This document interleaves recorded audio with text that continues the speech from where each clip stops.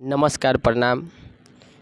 अभी अभी बिहार में बहुत सारा भोजपुरी सॉन्ग मनीष कश्यप के ऊपर निकाला जा रहा है।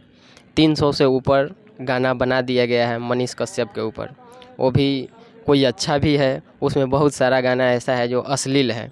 इससे पहले एक गाना आया था मनीष कश्यप का बनबो भतार।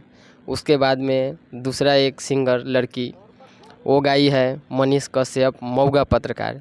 इसके बारे में जानने के लिए दर्शकों से बातचीत करते हैं।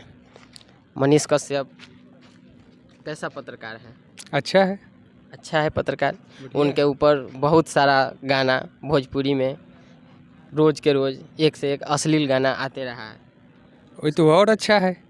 अश्लील अच्छा है तो क्या हो गया, आदमी सुनता ही है ना, अश्लील सुनता है तब तो गाता है कोई भी कलाकार।